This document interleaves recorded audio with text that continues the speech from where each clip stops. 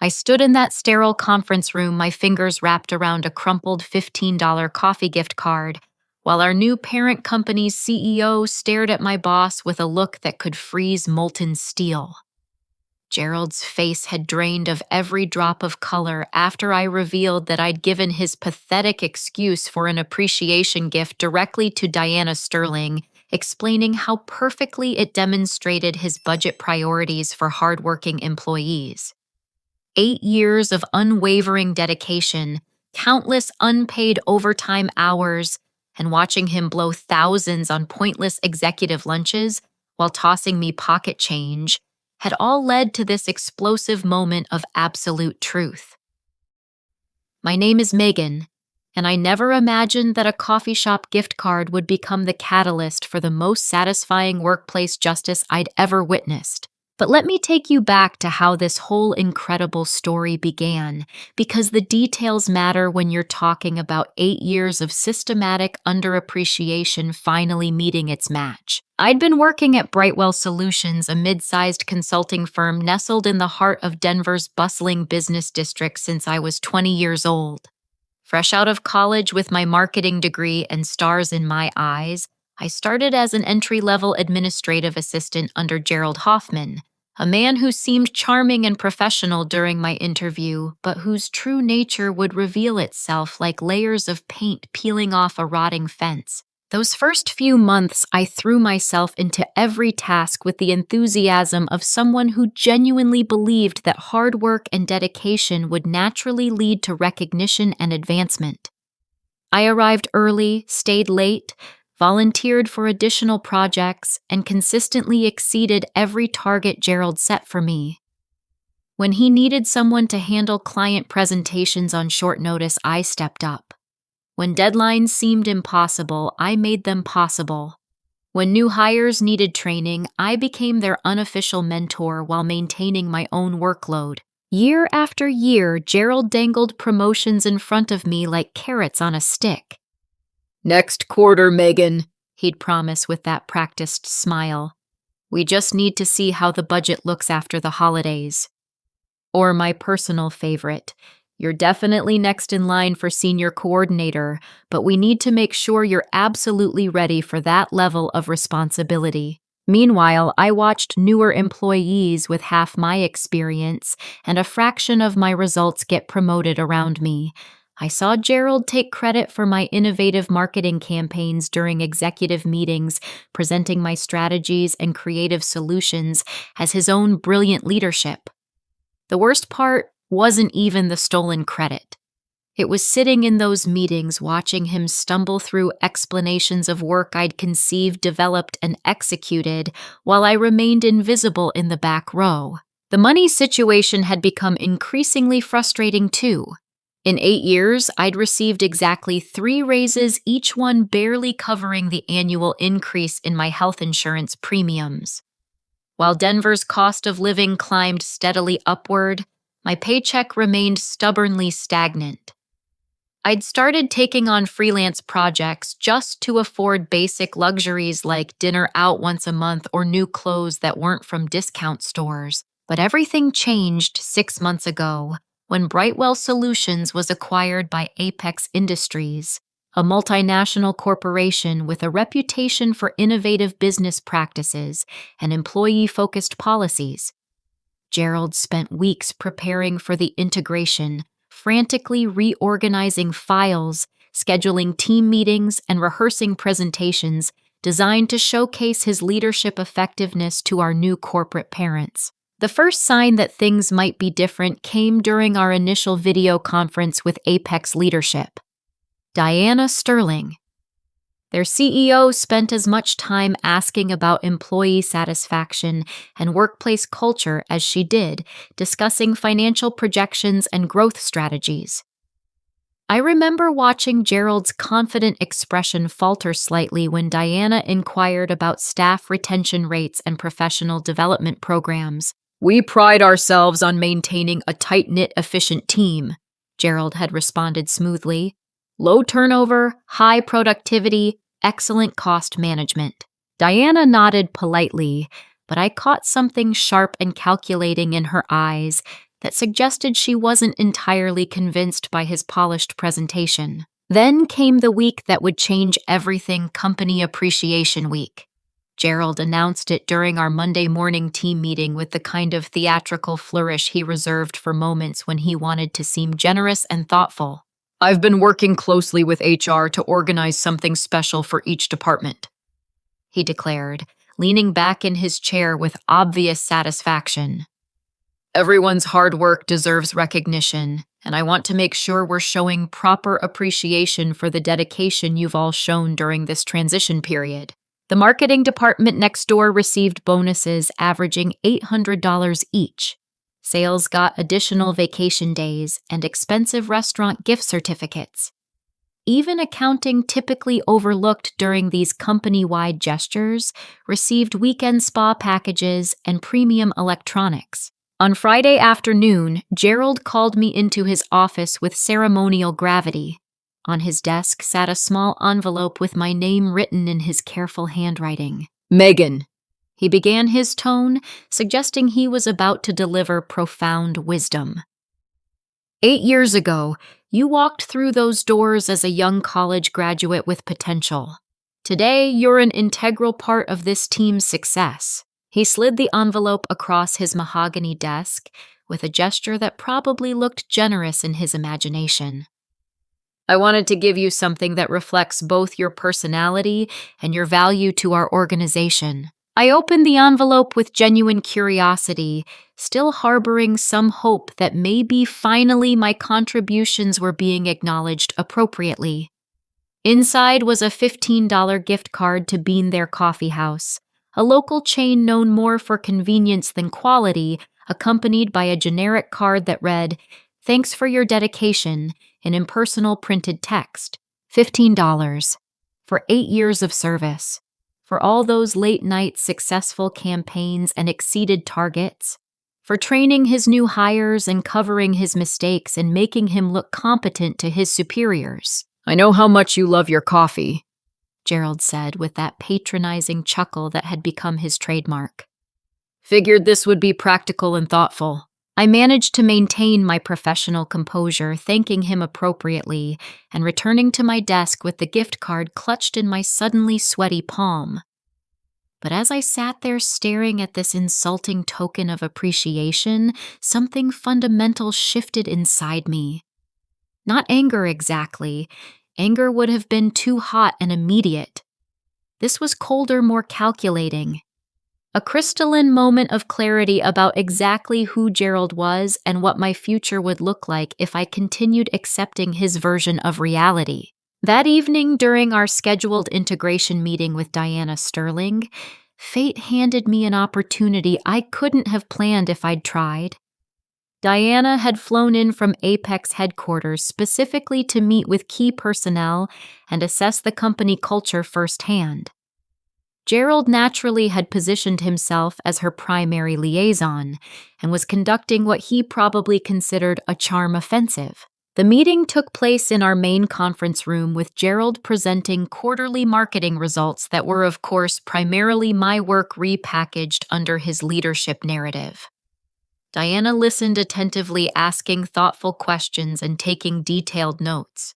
But during a casual break in the formal presentation, she shifted the conversation in an unexpected direction. "I'm particularly interested in understanding how employee satisfaction translates into productivity." She mentioned her tone conversational but focused. "How does leadership here typically recognize and reward exceptional performance?" Gerald launched into his prepared speech about merit-based advancement and competitive compensation packages. Then Diana did something that caught both of us off guard. She asked me directly, "Megan, I understand you've been with the company for quite some time. How would you characterize the recognition and appreciation culture here?" The question hung in the air like smoke from a fired gun. Gerald's confident smile flickered slightly as he realized the conversation had moved beyond his direct control. I felt the weight of 8 years of frustration, broken promises, and stolen credit pressing against my chest like a physical force. And then, almost without conscious thought, I reached into my purse and pulled out that crumpled coffee shop gift card. Well, I said, my voice steady despite my racing heartbeat. I just received my appreciation gift for 8 years of service. I placed the $15 card on the polished conference table between us. Diana's eyes moved from the card to my face, and I watched her expression shift from polite interest to something much sharper and more dangerous. "This represents 8 years of exceptional service," she asked quietly. The room fell silent except for the whisper of the air conditioning system. Gerald's face had gone pale, and I could practically hear the gears grinding in his head as he tried to calculate how to spin this situation back in his favor. But it was too late for damage control. Diana had seen the truth, and there was no hiding from it now. "I specifically requested to review all employee appreciation records," Diana said, her voice carrying a new edge that made Gerald visibly flinch. "Employee satisfaction is one of our primary evaluation criteria for acquired companies." That was the moment I realized that this wasn't just a casual cultural assessment. Diana had been investigating us, evaluating whether Brightwell Solutions aligned with Apex's values and standards. And Gerald, in his arrogance and blindness, had just failed the test spectacularly. What I discovered about Diana Sterling in the following conversation changed my entire understanding of what was happening at Brightwell Solutions. This wasn't some corporate figurehead making polite small talk about employee morale. Diana had built her career as a labor rights attorney before transitioning into executive leadership, and her reputation for championing worker welfare wasn't just marketing rhetoric. It was a core operational principle that had shaped Apex Industries' entire corporate culture. "Before we go any further," Diana said, her attention focused entirely on me while Gerald squirmed in his executive chair, "I'd like to understand the full scope of your experience here. Not the official version, but the real story." Something in her tone told me this was a genuine invitation to speak honestly, not a trap designed to test my loyalty to company leadership. For the first time in 8 years, I felt like someone with actual authority was interested in hearing my perspective, without filters or diplomatic language. I started carefully describing the gap between Gerald's promises and reality, how promotion discussions always ended with vague timelines and moving goalposts, how my salary had remained essentially flat while my responsibilities expanded exponentially, how successful campaigns I'd conceived and executed were consistently presented as examples of Gerald's strategic leadership. Diana listened without interruption, occasionally taking notes, but never breaking eye contact. Her questions were precise and revealing. "Can you provide specific examples of work you've done that was attributed to others? How does your current compensation compare to industry standards for your actual responsibilities? Have you ever received formal recognition for your contributions outside of this gift card?" The last question hit particularly hard because the answer was so starkly obvious. In 8 years, I hadn't received a single company award, public acknowledgement, or meaningful performance bonus. My successes were absorbed into Gerald's leadership narrative, while my mistakes, rare as they were, became teaching moments about the importance of better supervision and guidance. "I'd like to review some documentation," Diana announced, turning toward Gerald with an expression that could have etched glass. "Starting with departmental budgets and expense records." Gerald's confident demeanor cracked visibly. "Of course, absolutely. Though I should mention that our accounting processes might seem unconventional compared to larger corporations. We pride ourselves on flexibility and efficiency." Diana's smile was razor sharp. "I'm sure everything will be perfectly clear." What unfolded over the next 90 minutes was like watching someone perform surgery with a scalpel made of pure accountability. Diana requested Gerald's expense reports for the past 2 years, and he produced them with increasingly nervous energy, adding explanations and justifications for items that hadn't even been questioned yet. The numbers told a story that was both infuriating and predictable. Gerald's monthly expense account averaged $4,000, primarily consisting of client entertainment and business development activities. Recent receipts included a $2,000 wine purchase for a supposed client dinner luxury hotel stays in cities where we had no active clients and restaurant bills that exceeded my monthly grocery budget for single meals. Meanwhile, the entire team's appreciation and recognition budget for the year totaled exactly $240. 12 employees, $20 each. My $15 coffee card suddenly seemed generous by comparison. "This is fascinating," Diana observed, her voice carrying deadly calm. "Your personal business expenses exceed your team's total recognition budget by a factor of 20. Help me understand the philosophy behind this allocation." Gerald launched into a desperate explanation about the importance of client relationships and business development investments. How his networking activities directly generated revenue that benefited everyone. How appreciation didn't always have to be monetary, because job satisfaction came from meaningful work and professional growth opportunities. Every word made him sound more tone-deaf and self-serving. Diana let him talk occasionally, asking clarifying questions that only highlighted the absurdity of his justifications. When he mentioned that younger employees needed to earn their recognition through sustained performance, I watched Diana's expression harden into something approaching genuine disgust. "I'd like to speak with other team members," she announced abruptly. Privately, the individual interviews that followed painted a picture of systematic workplace dysfunction that went far beyond my personal frustrations. Sarah from our graphics department revealed how Gerald regularly demanded extensive revisions on projects to avoid paying overtime, forcing her to work unpaid hours to meet deadlines he'd arbitrarily shortened. Her portfolio included award-winning designs that had generated significant client acclaim, but she'd never received credit or compensation beyond her base salary. Tom from Analytics described a pattern of verbal intimidation designed to discourage vacation requests and sick leave usage. Gerald had created an environment where taking time off was treated as evidence of poor commitment and unreliable work ethic.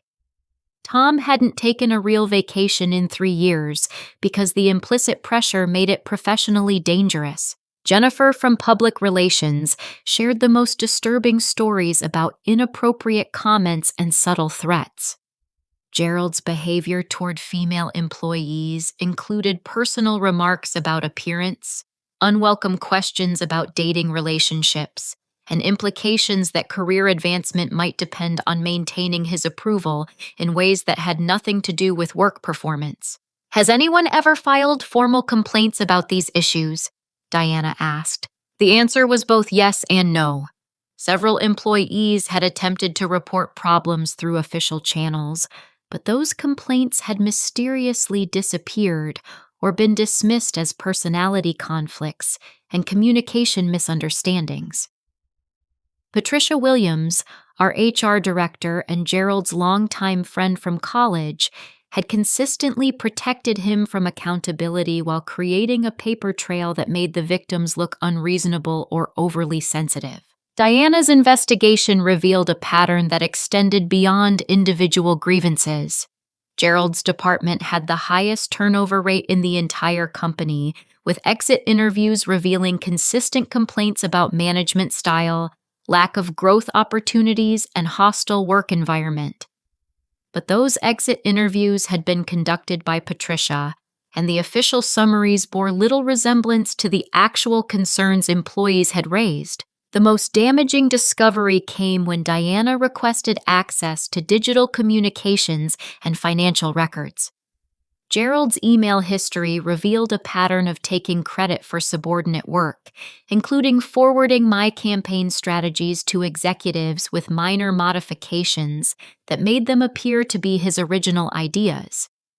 His expense account showed a systematic pattern of billing personal activities as business expenses, including family dinners charged as client meetings and vacation expenses categorized as conference attendance. "I need to be transparent with you about something," Diana told me during our final private conversation that day. Apex Industries doesn't just acquire companies for their financial performance. We evaluate cultural fit and leadership quality as primary factors in determining whether acquisitions succeed or fail. What I've discovered here represents a fundamental misalignment with our organizational values. She paused, studying my reaction carefully. "I'm going to ask you a hypothetical question, and I want you to answer honestly. If this situation were addressed comprehensively, and if the leadership structure were modified to reflect actual performance and contribution, would you be interested in remaining with the organization?" The question caught me completely off guard. For 8 years, I'd assumed that my only options were accepting Gerald's treatment or leaving the company entirely. The possibility that the problem might be solved rather than escaped had never seriously occurred to me. "What exactly are you suggesting?" I asked. Diana's smile was enigmatic but promising. "Let me worry about the details, but I want you to know that everything we've discussed today has been documented and will be forwarded to appropriate parties within Apex leadership. Change is coming, Megan. The only question is whether you want to be part of building something better or whether the damage here is too extensive to repair." As our meeting concluded, Diana mentioned almost casually that she'd be conducting a comprehensive leadership review during the following week. All department heads would be presenting their management philosophies and team development strategies to Apex executives who were flying in specifically for this evaluation. Gerald naturally was thrilled. He spent the weekend preparing what he undoubtedly considered a triumphant presentation about his cost-effective management style and results-driven leadership approach. He had no idea that Diana had already reached conclusions about his fitness for leadership, or that the upcoming presentation would be less about evaluation and more about creating an appropriate forum for accountability. The trap was set, and Gerald was walking into it with characteristic arrogance and obliviousness. But even I couldn't have predicted exactly how satisfying his downfall would be, or how comprehensively that $15 coffee card would expose the fraud that had been hiding in plain sight for years. The week leading up to what Gerald proudly called his leadership showcase presentation was like watching someone enthusiastically dig their own grave while genuinely believing they were building a foundation for a monument to their professional excellence. Diana had announced that senior Apex executives would be attending to evaluate integration strategies and management effectiveness, which Gerald interpreted as his opportunity to secure a prominent role in the expanded organization. His preparations were both meticulous and completely misguided. He spent hours rehearsing presentations about budget efficiency, team productivity metrics, and cost management strategies that would demonstrate his value to corporate leadership. The irony was painful. Every talking point he planned to emphasize would actually provide evidence for Diana's case against him. "This is going to be career-defining," Gerald announced during our Monday morning team meeting, his confidence radiating like heat from a bonfire. "Apex clearly recognizes talent when they see it, and I want to make sure we're positioned for maximum impact during this transition period." What Gerald didn't know was that Diana had been conducting additional research throughout the weekend. She'd contacted former Brightwell employees who'd left under his management-reviewed industry salary data for positions equivalent to mine, and compiled a comprehensive analysis of his expense patterns compared to departmental performance metrics. The evidence wasn't just damaging, it was devastating. Diana had also been preparing me for what she described as a critical moment during the upcoming presentation. She didn't reveal her complete strategy, but she hinted that I might have an opportunity to speak truth to power in a way that could create meaningful change. Sometimes the most important conversations happen when everyone's paying attention, she told me during a brief private meeting. Are you prepared for that kind of moment? I'd been thinking about that question constantly. 8 years of suppressed frustration and delayed justice had created an enormous reservoir of anger and determination. But more than revenge, what I wanted was validation. Acknowledgement that my contributions had value and that Gerald's treatment of me and others was fundamentally wrong. The presentation was scheduled for Thursday morning in our largest conference room.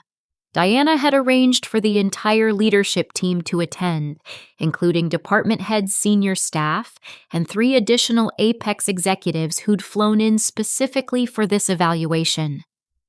The stated purpose was to review management effectiveness and discuss integration strategies, but I suspected Diana had a more specific agenda in mind. Gerald spent Wednesday evening in his office fine-tuning his presentation materials and rehearsing key talking points. I could hear him through the thin walls practicing emphatic statements about lean management principles and maximized operational efficiency. He'd prepared charts showing cost savings and productivity metrics that painted him as a strategic genius who'd transformed departmental performance through innovative leadership. The morning of the presentation, Gerald arrived early, dressed in his most expensive suit and radiating confident energy. He'd prepared handouts for all attendees' glossy presentations that highlighted his achievements and cost management successes. The cover page featured a professional headshot and the title, Strategic Leadership in Action Building Excellence Through Accountability. "Today's the day," he told me as I passed his office, his voice filled with anticipation. 8 years of building this team, and finally we get recognition at the executive level where it belongs. The conference room filled gradually as team members and executives arrived. Diana entered precisely on time, accompanied by 3 Apex colleagues who radiated the kind of quiet authority that comes from significant corporate responsibility. Their presence transformed the atmosphere from routine departmental meeting to high-stakes evaluation. Gerald began his presentation with characteristic confidence, launching into prepared remarks about leadership philosophy and team development strategies. His slides showcased productivity statistics, cost savings, and efficiency metrics that painted an impressive picture of departmental success under his guidance. Effective management requires tough decisions and strategic resource allocation, Gerald explained, clicking through charts that showed reduced overhead costs and maintained output levels. Sometimes leadership means making unpopular choices that serve the broader organizational good. Diana listened attentively occasionally, taking notes, but maintaining an expression of professional neutrality. Her Apex colleagues asked thoughtful questions about employee retention, professional development programs, and team satisfaction metrics. Questions that Gerald answered with increasing confidence and decreasing accuracy. Then Diana shifted the conversation in an unexpected direction. "I'm particularly interested in your employee appreciation and recognition strategies," she said, her tone casual but focused.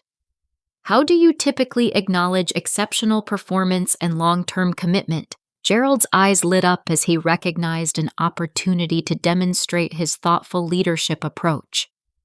"I'm glad you asked about that. I believe in meaningful, practical recognition that reflects individual contributions while maintaining fiscal responsibility." He launched into a prepared explanation about the importance of earned recognition and merit-based appreciation.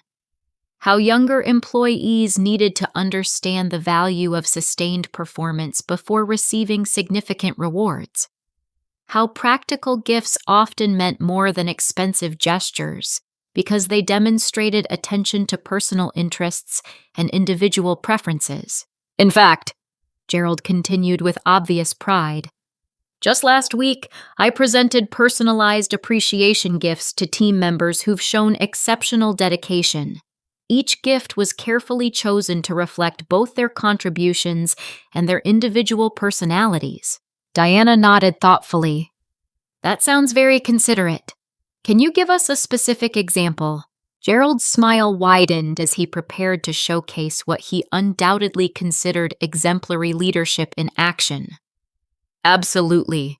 Megan here has been with us for 8 years, consistently exceeding expectations and demonstrating real dedication to team success. I wanted to give her something that acknowledged both her service and her personality. He gestured toward me with paternal pride. Megan's practically famous around here for her coffee consumption, so I found a gift card that was both practical and thoughtful, something she could actually use and appreciate. Diana's expression remained neutral, but I caught a subtle shift in her posture that suggested the conversation was moving exactly where she'd planned. That does sound thoughtful. Megan, do you still have that appreciation gift? The question hung in the air like a loaded weapon waiting to be fired. Every eye in the room turned toward me as I reached into my purse and withdrew that crumpled $15 coffee card. The silence that followed was so complete, I could hear the electrical hum of the fluorescent lights overhead. I placed the card on the polished conference table where everyone could see it clearly. $15. 8 years of service. The mathematical absurdity was impossible to ignore. Gerald's confident expression began to flicker as he realized that his perfect example of thoughtful leadership might not appear as impressive to others as it did to him. But he was too committed to the narrative to retreat now. As you can see, he continued, his voice carrying a slight edge of defensiveness. Practical recognition that reflects real understanding of individual preferences. Diana studied the gift card with apparent fascination. $15 for 8 years of exceptional service. Help me understand the philosophy behind that specific amount. The room temperature seemed to drop several degrees. Gerald's carefully rehearsed confidence was evaporating as he realized that his showcase moment was transforming into something much more dangerous. Other executives exchanged glances that suggested they were beginning to understand that this wasn't really about integration strategies or management philosophy. But Gerald had dug himself too deep to stop now. With characteristic arrogance, he decided to double down on his position by putting me on the spot in front of everyone. Actually, Megan, he said with forced casual confidence. Have you had a chance to use that gift card yet? I'm curious whether you found it as practical as I intended. It was the perfect question, and the perfect trap. Gerald had just given me the opening Diana had been orchestrating, and I realized this was the critical moment she'd prepared me for. Everything that had been building for 8 years was about to explode into the open, and Gerald had handed me the detonator himself. I looked directly at him, then at Diana, and finally at the room full of executives who were watching this interaction with growing fascination. My heart was pounding, but my voice was steady as I prepared to deliver the response that would change everything. I looked Gerald directly in the eye, my voice calm and clear enough to reach every corner of that suddenly airless conference room. Actually, I gave it to Diana yesterday. I told her it perfectly demonstrates your budget priorities for team appreciation. The silence that followed was so absolute, it felt like the entire building had stopped breathing. Gerald's face went through a fascinating transformation, cycling from confusion to understanding to pure horror as the implications crashed over him like a tsunami of professional destruction. Diana's expression remained professionally neutral, but there was something almost predatory in her stillness as she allowed the moment to expand and settle. Is this true, Gerald? A $15 coffee card for 8 years of exceptional service? Gerald's mouth opened and closed several times before any sound emerged. When he finally found his voice, it came out strangled and desperate. Well, Diana, you have to understand that budget constraints require careful consideration of recognition expenses. We can't just hand out excessive rewards without considering fiscal responsibility. Fiscal responsibility, Diana repeated slowly as if tasting the words for poison. She reached into her briefcase and withdrew a manila folder that Gerald stared at like it might explode. Let's discuss fiscal responsibility. The folder contained printouts of Gerald's expense reports, and Diana began reading selections aloud with clinical precision. September 15th client dinner at Morton's Steakhouse, $437. September 22nd business entertainment at Larimer Square Wine Bar, $615. October 3rd conference attendance in Las Vegas, including hotel and meal expenses totaling $2,112. Each item hit the room like a physical blow. The other executives were taking notes now, their expressions shifting from professional interest to barely concealed disgust. Gerald tried to interrupt with explanations about client relationships and business development necessities, but Diana continued relentlessly.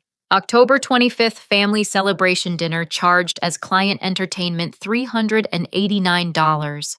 November 7th weekend spa retreat categorized as team building exercise, $1,240. Diana's voice remained level, but the weight of evidence was crushing. Should I continue? Those are legitimate business expenses, Gerald protested, sweat beading on his forehead despite the air conditioning. Client relationships require investment, and business development activities generate revenue that benefits everyone. Diana closed the folder and fixed him with a stare that could have melted steel. Gerald, in the past 6 months, your personal expense account has totaled $18,467. During that same period, your team appreciation budget was exactly $120. 12 employees. $10 each. The mathematics were devastating in their simplicity. Gerald had spent more on a single client dinner than his entire team received in annual recognition. The $15 coffee card suddenly looked generous by comparison, which made the insult even more profound. Furthermore, Diana continued opening a second folder. I've reviewed your departmental productivity metrics against your management expenses. Despite your claims about cost-effective leadership, your cost per employee ratio is 43% higher than company average, while your team satisfaction scores rank in the bottom 10% of all departments. One of the visiting Apex executives spoke for the first time, his voice carrying decades of corporate authority. Mr. Hoffman, these numbers suggest a pattern of resource misallocation that raises serious questions about management priorities and fiduciary responsibility. Gerald's desperation was becoming painful to witness. You're taking everything out of context.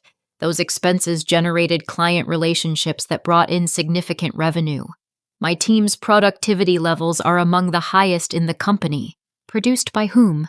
Diana asked quietly. The question hung like a sword over Gerald's head. Because we all knew the answer, and it wasn't going to help his case. Team productivity is a collaborative effort, Gerald stammered. Leadership means creating environments where talented individuals can excel under proper guidance and strategic direction. Diana turned toward me with apparent curiosity. Megan, who conceived and executed the Morrison Industries campaign that won the Regional Marketing Award last year. I felt 8 years of suppressed truth rising in my throat. I did, from initial concept through final presentation. And who received recognition for that achievement? Gerald presented it to the board as an example of strategic leadership and innovative management. Diana nodded as if confirming something she already knew. What about the Henderson Group retention project that saved approximately $200,000 in potential lost revenue? My analysis identified the retention risks, and I developed the entire restructured service package, I replied, feeling stronger with each admission. Gerald presented the results during the quarterly leadership meeting. The pattern was becoming undeniable. Every success Gerald had claimed credit for had originated from team members he'd systematically undervalued and undercompensated.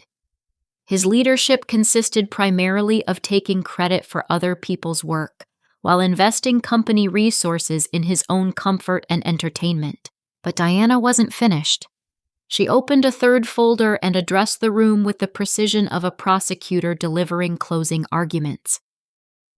Mr. Hoffman, I need to inform you that Apex Industries has been conducting a comprehensive evaluation of leadership practices and corporate culture compatibility. What we've discovered represents fundamental violations of our organizational principles and, quite frankly, potential legal liability. Gerald's face was now completely colorless. Legal liability. Your expense reports contain numerous instances of personal charges categorized as business expenses. By our calculation, approximately $12,000 in fraudulent billing over the past 18 months.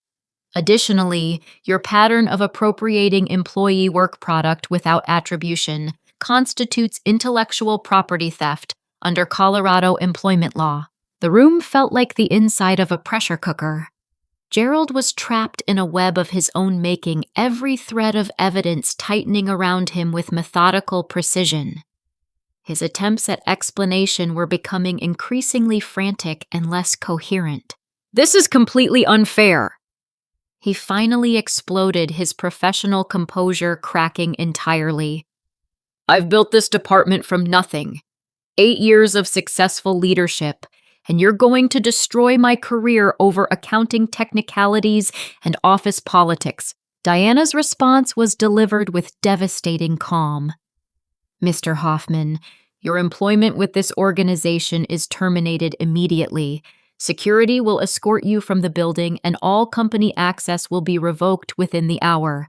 Our legal department will be in contact regarding restitution for misappropriated funds. The words hit Gerald like physical blows.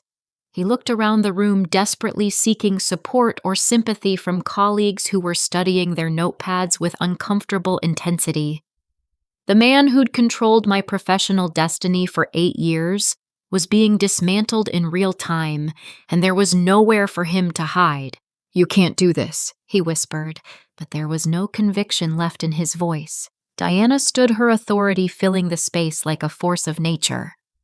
Mr. Hoffman, Apex Industries has zero tolerance for financial fraud, intellectual property theft, and systematic employee mistreatment. Your actions have created legal liability, damaged team morale, and violated every principle our organization represents. As if summoned by some invisible signal, 2 security guards appeared in the doorway. Gerald stared at them with the expression of someone watching their entire world collapse in slow motion. But Diana had one final surprise that nobody, including me, had anticipated. Effective immediately, she announced to the stunned room. Megan will be promoted to interim department head while we conduct a search for permanent leadership. This decision was made based on her demonstrated competency, creative contributions, and the trust and respect she's earned from team members. I felt the ground shift beneath my feet. After 8 years of being invisible and undervalued, I was being handed the authority to rebuild everything Gerald had damaged. The $15 coffee card had become the catalyst for complete professional transformation. Gerald was escorted from the building 20 minutes later. His personal belongings packed into a cardboard box, while his access cards and company phone were confiscated. 8 years of systematic injustice had been resolved in a single morning, and the reversal was so complete and satisfying that I almost couldn't believe it was real. But it was real, and it was only the beginning. Watching Gerald's complete professional destruction unfold was like witnessing an avalanche in real time. Once it started, nothing could stop the cascade of consequences that buried 8 years of toxic leadership under an unstoppable force of accountability and justice. His final moments in that conference room revealed everything about his character that I'd suspected, but never seen so clearly. As the reality of his termination sank in, Gerald's mask of professional competence cracked, completely exposing the petty tyrant beneath, who'd built his career on stealing credit and intimidating subordinates. This is absolutely ridiculous, he shouted, his voice carrying throughout the building as security waited patiently for him to finish his meltdown. 8 years of dedicated service, and you're going to destroy my reputation over a few accounting discrepancies and personality conflicts. Diana's expression never changed, but her voice carried the weight of absolute finality. Mr. Hoffman, your pattern of financial misconduct and employee mistreatment represents serious legal violations that extend far beyond personality conflicts. Apex Industries will be pursuing full restitution for misappropriated funds and conducting a comprehensive audit of your activities.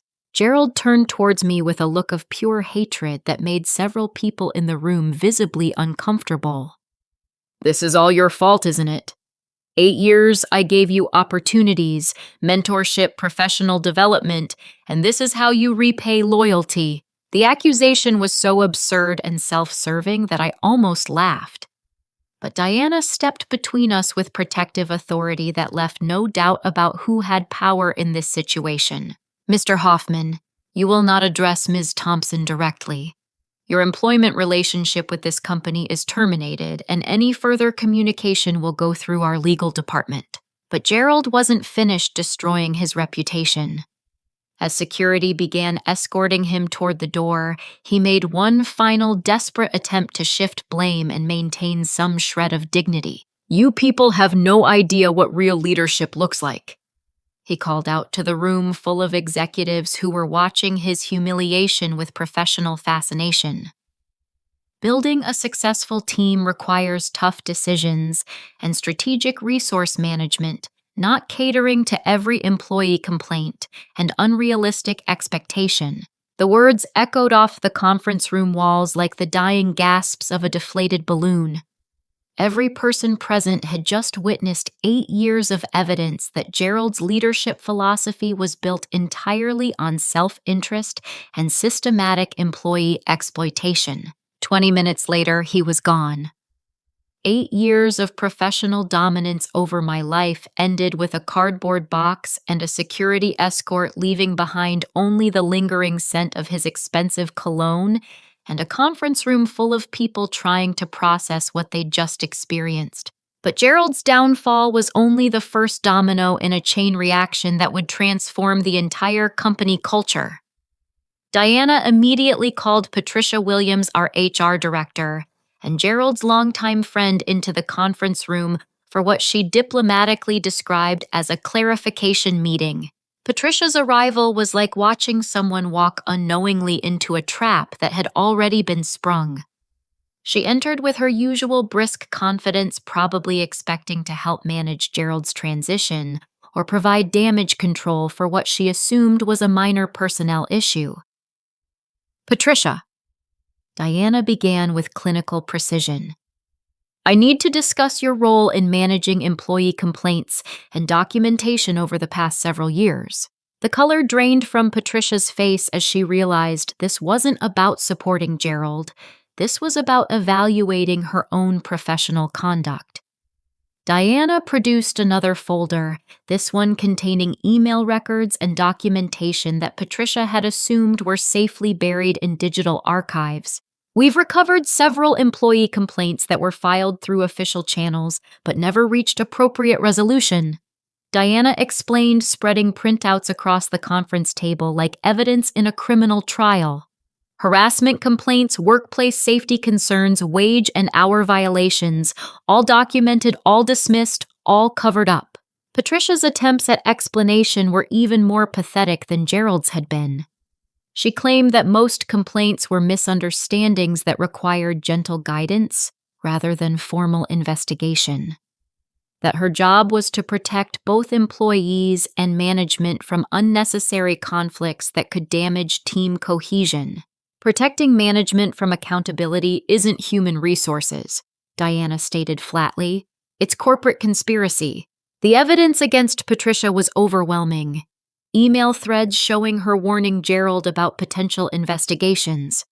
Deleted complaint files that IT specialists had recovered from backup servers. Altered employee records that made victims look unreasonable while protecting Gerald from consequences. Patricia's termination was swift and decisive. Unlike Gerald, she didn't rage or blame others. She simply sat in stunned silence as her career evaporated, understanding that her loyalty to the wrong person had cost her everything. With both toxic leaders removed, the atmosphere in the building shifted dramatically. Team members who'd spent years walking on eggshells suddenly began speaking openly about their experiences. The floodgates opened and stories poured out that revealed the true scope of Gerald's destructive leadership. Sarah from graphics broke down crying as she described years of verbal abuse disguised as constructive criticism. How Gerald had deliberately undermined her confidence to prevent her from seeking opportunities elsewhere. How he'd stolen her design concepts and presented them as his own creative vision to clients who praised his artistic innovation. Tom from Analytics revealed that Gerald had been falsifying productivity reports to make his management look more effective, inflating success metrics while hiding the human cost of impossible deadlines and unrealistic expectations. Tom had documented everything, keeping detailed records that he'd planned to use if he ever found the courage to report Gerald's misconduct. Jennifer from Public Relations shared the most disturbing revelations about Gerald's inappropriate behavior toward female employees. Comments about appearance and personal relationships that created a hostile work environment. Implications that career advancement might depend on maintaining his approval through means that had nothing to do with professional competence. Each story added another layer to the emerging picture of systematic workplace toxicity that had infected every aspect of departmental culture. But what struck me most powerfully was how isolated we'd all felt, each believing we were the only one experiencing Gerald's mistreatment. His genius had been making us feel individually targeted rather than collectively oppressed. Diana listened to every story with focused attention, taking detailed notes and asking thoughtful questions that helped people articulate experiences they'd never felt safe discussing before. Her presence created a space for truth-telling that we'd never had under Gerald's leadership. "This pattern of behavior represents serious legal liability," Diana announced after hearing from the entire team. "Apex Industries will be conducting a comprehensive review of past practices and implementing immediate policy changes to prevent future occurrences." But the most remarkable transformation was happening within our team dynamics. With Gerald's intimidation removed, people began collaborating openly for the first time in years. Ideas flowed freely without fear of theft or ridicule. Projects that had stagnated under Gerald's micromanagement suddenly accelerated as team members rediscovered their creativity and initiative. My promotion to interim department head felt surreal but right. 8 years of suppressed leadership potential finally had an outlet, and I was surprised by how naturally authority fit when it was earned rather than imposed through fear and manipulation. Diana pulled me aside during the chaos to outline immediate priorities and expectations. "Megan, I want to be clear that this isn't a temporary sympathy promotion. Based on your actual contributions and leadership potential, you're our primary candidate for permanent department head. The interim designation is just procedural formality." She handed me a folder containing my new job description, salary details, and reporting structure. The pay increase was 43% above my previous compensation, with additional performance bonuses and stock options that Gerald had always claimed were reserved for senior leadership. "This reflects your actual value to the organization," Diana explained, "not Gerald's version of your worth." The numbers were almost overwhelming. In a single morning, my professional status had transformed from undervalued employee to department leader with compensation that finally matched my contributions and responsibilities. But the most satisfying aspect wasn't the money or the title. It was the opportunity to rebuild a team culture based on mutual respect and authentic recognition. Everything Gerald had done wrong, I now had the authority to do right. The $15 coffee card remained on my desk as a reminder of how small gestures reveal fundamental character. But instead of representing humiliation, it had become a symbol of the moment when truth finally won over injustice and courage overcame fear. Justice wasn't just served, it was delivered with compound interest and a satisfaction that grew deeper every time I remembered Gerald's shocked expression when his world collapsed around him. The first thing I did as interim department head was frame that $15 coffee card and hang it prominently in my new office. Not as a reminder of humiliation, but as a symbol of how truth and courage can transform the most insulting gestures into catalysts for revolutionary change. Every time I looked at it, I remembered the exact moment when 8 years of suppressed justice exploded into accountability that reshaped everything. My immediate priority was rebuilding team morale and establishing leadership principles that were the complete opposite of Gerald's toxic management style. Where he had hoarded credit, I distributed recognition. Where he had suppressed growth, I created advancement opportunities. Where he had ruled through fear, I led through empowerment and authentic appreciation. Sarah was my first success story. For years, Gerald had systematically undermined her confidence by rejecting her creative concepts and forcing endless revisions that served no purpose except psychological control. Her portfolio was filled with brilliant designs that had generated significant client praise, but she'd never received credit or compensation appropriate to her contributions.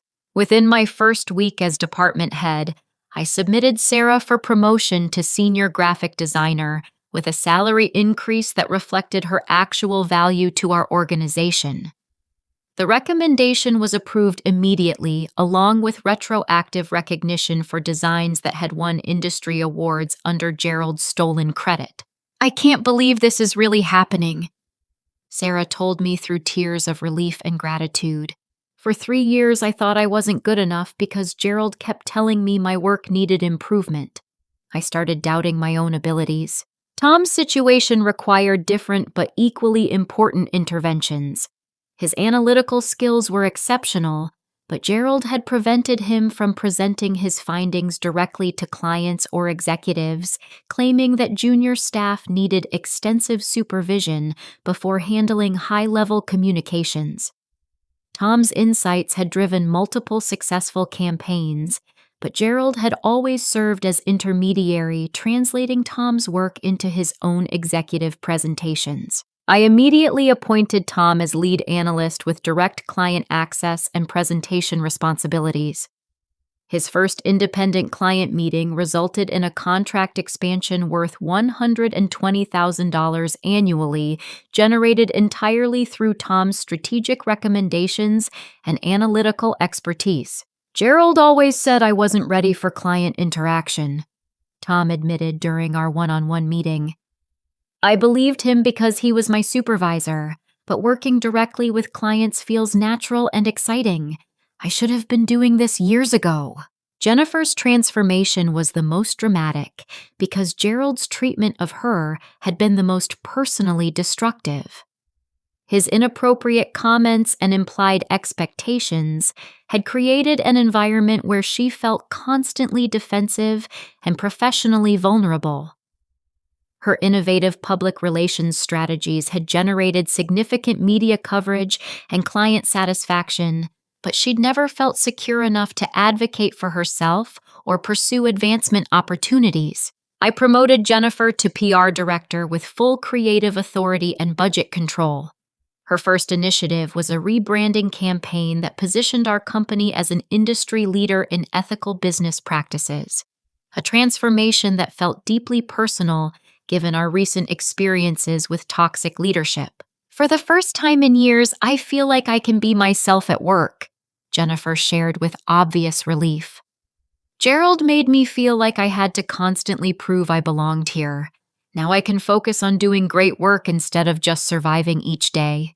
But individual promotions were only part of rebuilding our department culture. I implemented systematic changes designed to prevent future abuses and create sustainable, positive workplace dynamics. First, I established transparent recognition systems where achievements were documented and credited appropriately. Every successful project included detailed attribution that acknowledged actual contributors rather than allowing management to claim subordinate work as their own innovation. Second, I created regular team meetings where everyone could share ideas and concerns without fear of retaliation or ridicule. The contrast with Gerald's meetings was remarkable. Instead of one person dominating conversation while others sat in intimidated silence, our discussions became collaborative brainstorming sessions that generated creative solutions and strengthened team bonds. Third, I instituted fair compensation reviews based on actual performance and market standards, rather than arbitrary budget constraints or personal favoritism. Several team members received immediate salary adjustments that reflected their true value to our organization. Fourth, I established professional development opportunities that Gerald had always promised but never delivered. Training programs, conference attendance, and skill-building workshops became regular investments in team growth rather than expenses to be minimized. The transformation was remarkable and swift. Within 6 weeks, our department's productivity increased by 37%, while employee satisfaction scores reached the highest levels in company history.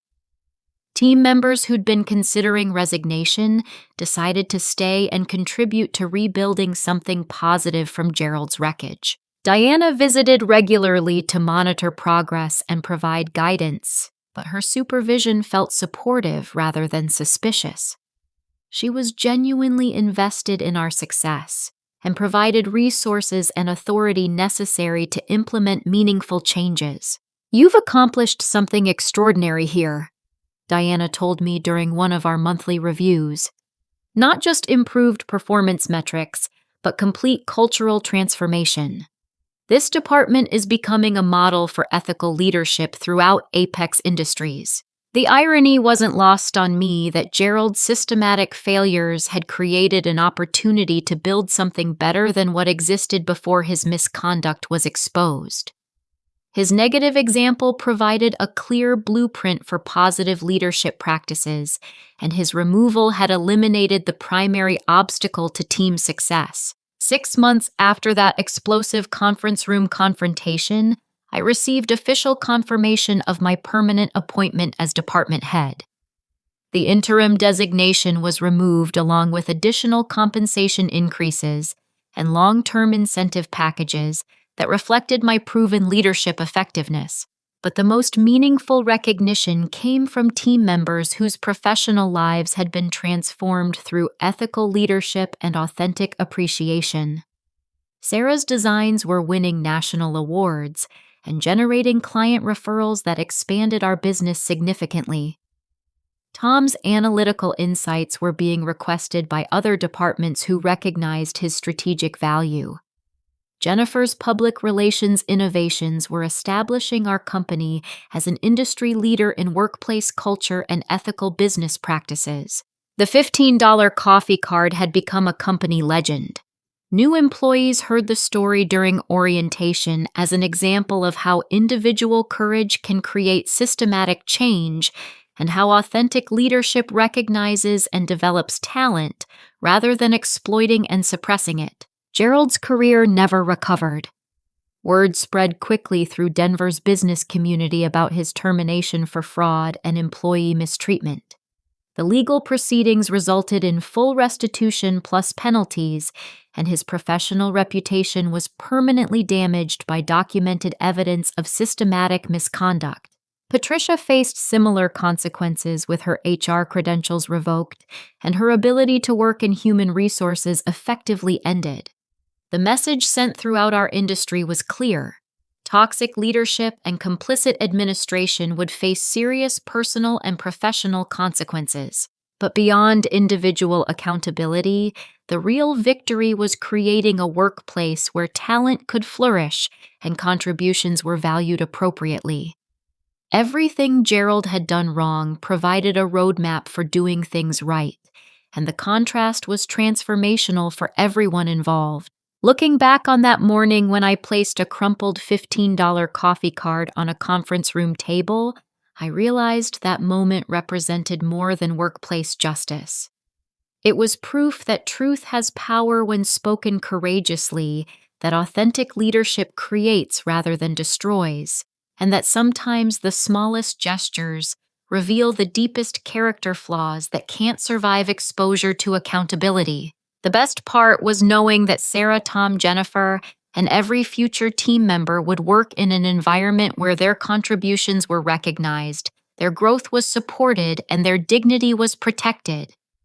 That transformation was worth far more than any personal vindication or career advancement. Gerald's $15 insult had become the foundation for something invaluable, a workplace built on respect, recognition, and authentic appreciation for human talent and dedication.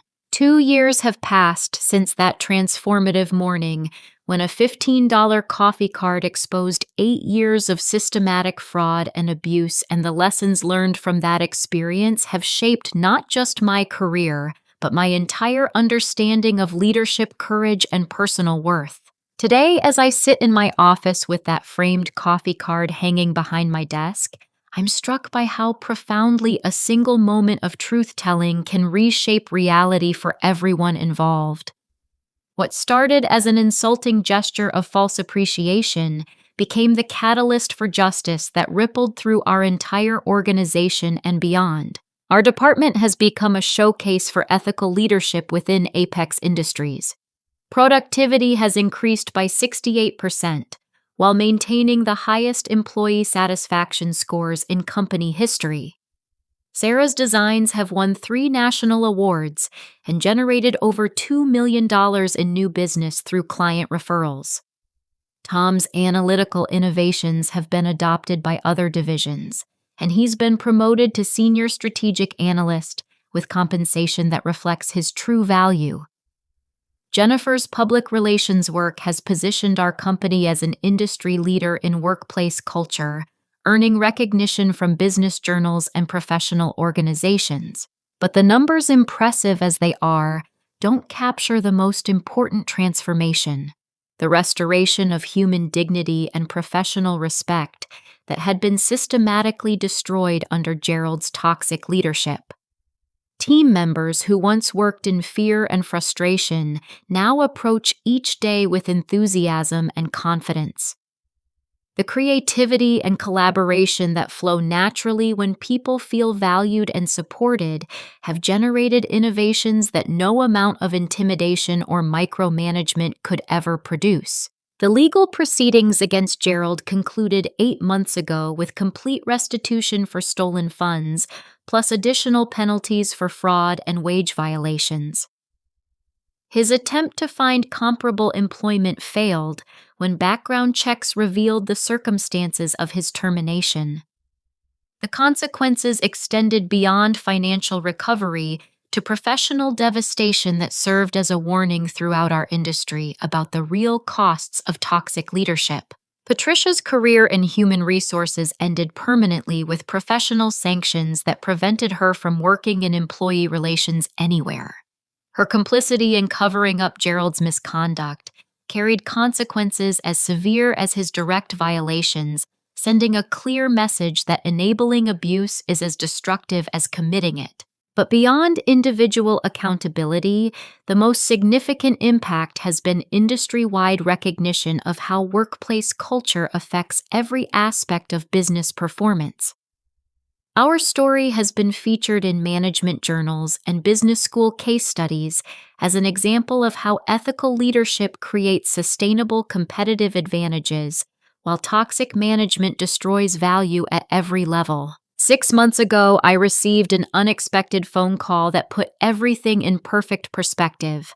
A recruiter from Gerald's former company contacted me about their vacant CEO position, explaining that their board of directors had researched my background and wanted to discuss leadership opportunities with someone who understood the importance of authentic employee appreciation and ethical management practices. The offer was generous, nearly triple my current compensation with equity packages and executive benefits that would have seemed impossible just 3 years ago. But after careful consideration, I declined. Not because the opportunity wasn't attractive, but because leaving would abandon the culture we'd built and the people whose professional lives had been transformed through principled leadership. "I appreciate the confidence," I told the recruiter, "but I'm building something meaningful here that's bigger than individual advancement." Sometimes the greatest success comes from staying where you can continue creating positive change. That decision crystallized an understanding about leadership that Gerald's negative example had taught me. Real authority comes from developing others, not exploiting them. Authentic success is measured by team advancement, not personal aggrandizement. Sustainable competitive advantage emerges from cultures that recognize and nurture talent, not systems that suppress and steal it. The $15 coffee card remains in its frame as a daily reminder of these principles. New employees hear its story during orientation, understanding that our workplace culture demands courage to speak truth, commitment to support colleagues, and determination to hold leadership accountable to highest standards. Last week, I implemented our annual appreciation program. Not generic gifts or token gestures, but meaningful recognition that reflects individual contributions and personal growth. Bonuses based on actual performance. Promotions earned through demonstrated competence. Professional development opportunities that serve employee interests, not just organizational needs.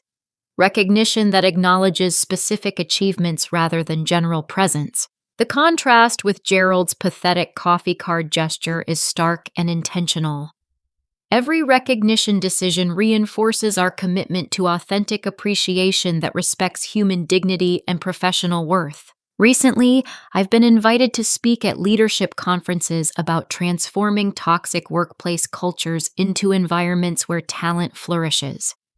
The story resonates because it demonstrates how individual courage can create systematic change, but also because it proves that ethical leadership produces superior results in every measurable category. Your worth isn't determined by how others treat you, I tell audiences of managers and executives, but by how you choose to respond when that treatment falls short. Sometimes the smallest slights reveal the biggest truths, and finding courage to speak those truths can change everything. The $15 coffee card wasn't really about money. It was about respect, recognition, and the fundamental human need for authentic appreciation. When you understand your own value, you'll eventually find leaders who recognize it too, or you'll become the leader who creates the environment where such recognition flourishes naturally. But here's the most important lesson I've learned. Change requires courage, but courage is contagious. When one person stands up for principle, others find strength to do the same. When authentic leadership replaces toxic management, entire cultures transform. When truth confronts abuse, justice creates opportunities for everyone to flourish. That morning in the conference room, I thought I was simply defending my own dignity. I didn't realize I was creating a blueprint for organizational transformation that would affect dozens of careers and establish new standards for ethical leadership throughout our industry. The coffee card taught me that leadership isn't about titles or authority.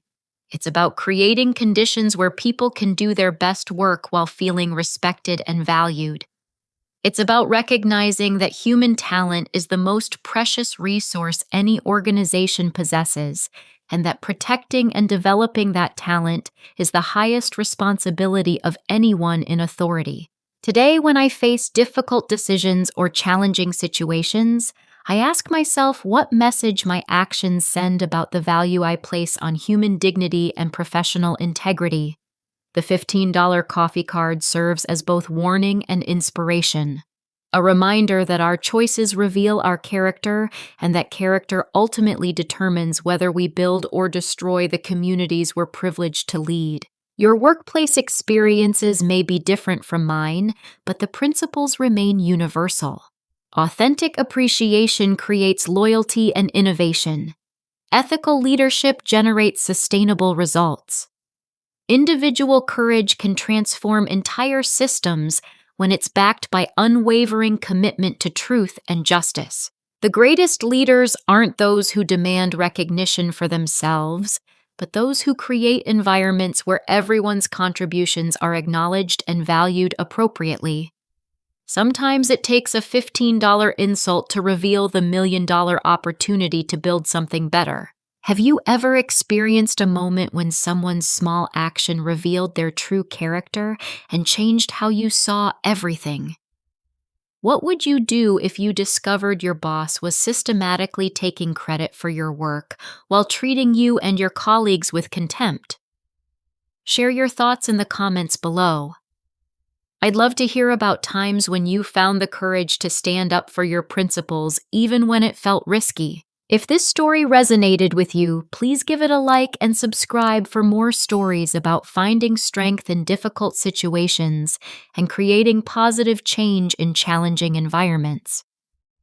Share this with anyone who might be struggling with workplace issues or toxic leadership.